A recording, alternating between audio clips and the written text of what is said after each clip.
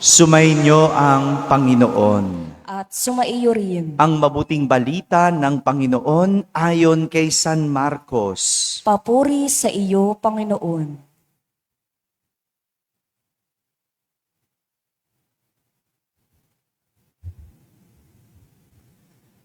Noong panahong iyon, samantalang nagtuturo si Jesus sa templo, sinabi niya, "Paanong masasabi ng mga eskriba na ang Mesiyas ay anak ni David? Si David na rin, ng kasihan ng Espiritu Santo, ang nagpahayag ng ganito, sinabi ng Panginoon sa aking Panginoon, maupo ka sa aking kanan, hanggang lubusan kong mapasuko sa iyo ang mga kaaway mo." Si David na rin ang tumawag sa kanya ng Panginoon. Paano magiging anak ni David ang Mesiyas? At nakinig na mabuti sa kanya ang maraming tao. Mga kapatid, ang mabuting balita ng Panginoon. Pinupuri ka namin, Panginoong Hesukristo. Magsiupong lahat at makinig sa homilia. Magandang umaga po sa inyong lahat. Magandang umaga sa mga nasa barangay, sa mga nasa tahanan at nasa abroad na nagsisimba via online. Kasama kayo sa aming banal na pagdiriwang dito sa ating parokya. Ngayong araw na ito, ginugunita natin si San Bonifacio, isang obispo at isang martir. Sabihin nyo nga po, San Bonifacio. Yan, si San Bonifacio ay isang Benedictine monk. Isang monk na isinuko ang kanyang pagiging abot. Alam nyo ba yung abot? Siya yung leader ng mga monghe. Siya yung pinuno. Kumbaga may posisyon, may titulo. Yun ang pagiging abot. Siya yung pinuno ng lahat ng mga monk. At itong si San Bonifacio, sinuko niya ang pagiging abot para pagtuunan ang pagbabalik loob ng mga Aleman o Germans. Hindi naging mahalaga kay San Bonifacio ang posisyon, ang titulo, o ang pagiging mataas na pinuno para lang makita ang kanyang layunin o purpose sa buhay.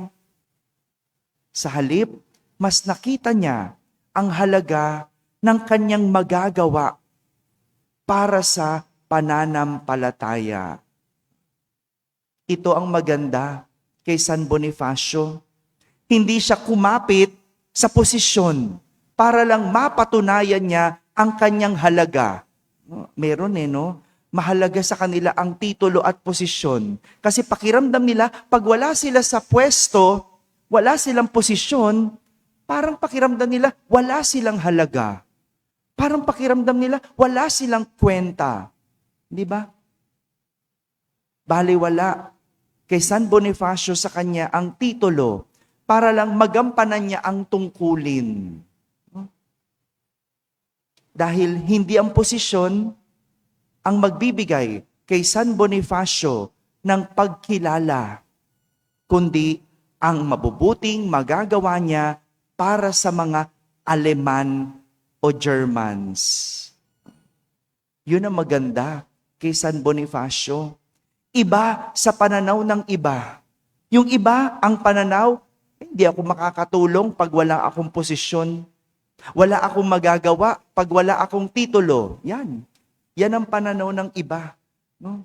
Pero hindi. Ang mahalaga kay San Bonifacio, kung ano ang kanyang magagawa. Hindi titulo, hindi posisyon. Dahil ang pinagtuunan niya ng pansin, kung ano ang kaya niyang gawin. Ang galing, no? Ang galing ni San Bonifacio. No? Hindi siya kumapit sa titulo. Hindi siya kumapit sa pagiging pinuno. Dahil para sa kanya, hindi mo kailangan maging pinuno para meron kang gawin. Hindi mo kailangan ng pwesto para magampanan mo ang dapat mong gampanin. Mabuti pa si San Bonifacio, kaya niyang talikuran ang titulo at posisyon para mas pahalagahan ang magagawa niya para sa kanyang mga kababayan. Kung minsan pa nga, dahil sa pagkapit sa posisyon, mas lalong hindi nakakagawa ng dapat gawin dahil mas pinagtutuunan ng pansin ay kung paano mapanatili at hindi maalis sa pwesto o titulo. Yan. Yan ang pinagkakaabalahan ng mga nasa posisyon. No? Kung paano ako hindi maalis. Kaya hindi nagagampanan ang dapat gampanin. Hindi nagagawa ang dapat gawin. Kasi ang nasa isip, ano bang gagawin ko? Panatilihin ang sarili sa pwesto. Paano ba ako hindi maaalis? Yan. Diyan binubuhos ang lakas at isip. Samantala, sa ating ebanghelyo, parang ganito din. Parang ganito ang nangyari kay Jesus. Hindi makita ng mga tao na si Jesus ay Mesiyas. Kaya hindi nila siya kinikilala sa titulong ito. Para sa kanila, siya lamang ay isang anak ng karpintero. Para sa kanila, siya'y walang sinabi, isang mababang uri at walang titulo. Ay mabuti pa nga, si Haring David, pinapahayag niya na mayroong iuupo sa kanan ng Diyos na tatawaging Panginoon. At siya ay walang iba kundi ang Kristo o ang Mesiyas na tagapagligtas. Hindi mahalaga kay Jesus kung ano ang tawag at ano ang tingin sa kanya ng mga tao.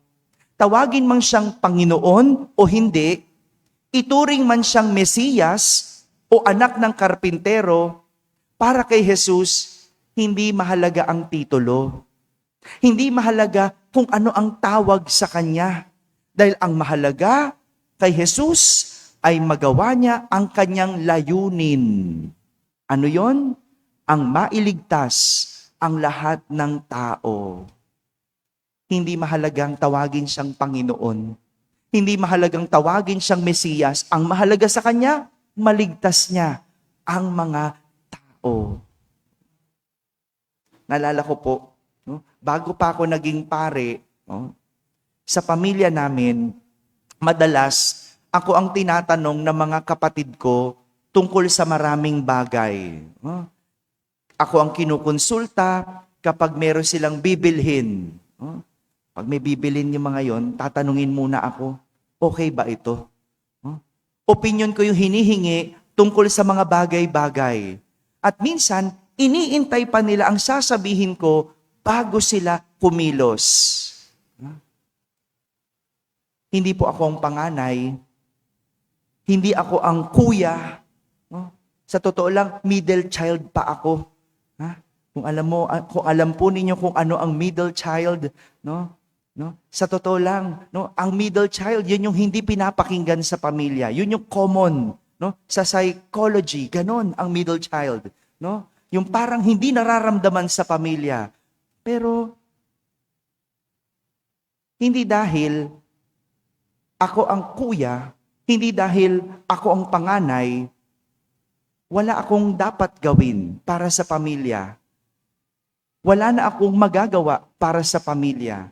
Hindi. Hindi ko masasabing nakakaangat na ako. Siguro dahil ginawa ko lang kung ano ang makakabuti, kung ano ang makakaganda, kung ano ang makakaligtas sa aking pamilya. At dapat, ganun din lahat tayo. Huwag mong sabing, ay hindi naman ako yung tatay. Dapat yung tatay ang gumagawa niyan. Ay hindi ako yung nanay. Dapat yung nanay ang may responsibilidad niyan. Ay hindi ako yung ate. Dapat yung ate ang gumagawa niyan. Madalas nagtuturo tayo kung sino ang may pwesto, sino ang may titulo.